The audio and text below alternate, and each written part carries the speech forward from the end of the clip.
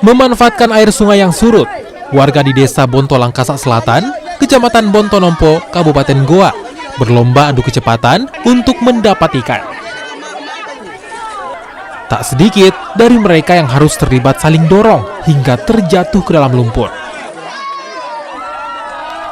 Tradisi mencari ikan ini dikenal warga sekitar dengan sebutan Amacala Juku dan telah dilakukan secara turun-temurun sejak zaman kerajaan Goa.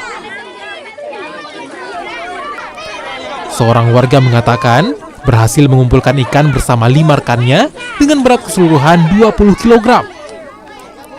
Tradisi Amacala Juku ini dilakukan untuk mengenalkan alat tangkap ikan tradisional dan pelestarian budaya kepada generasi muda. Berapa banyak yang kita dapat ikan? Ada sekitar 40 kilo, Pak. 40 kilo. Yang 40 kilo itu 5 orang yang menangkap. 5 orang. Untuk satu ting untuk Sintala Mangape. Iya. Itu ikan apa tadi, Pak? Yang Ikan gabus ini, Pak. Ikan gabus, Pak. Iya. Jadi nanti bagaimana, Pak? Langsung disantap bersama atau dibawa pulang? Iya, Pak. Nanti dikumpulkan setiap dusun, lalu dibakar, lalu kita santap sama-sama.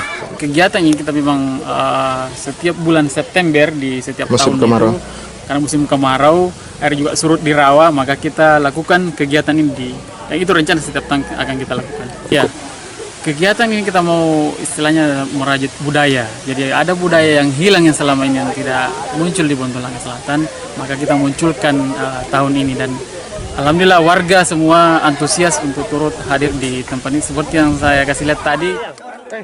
Ikan yang ditangkap warga selanjutnya dikumpul dan diolah untuk disantap bersama sebagai wujud menjaga kebersamaan dan kekompakan.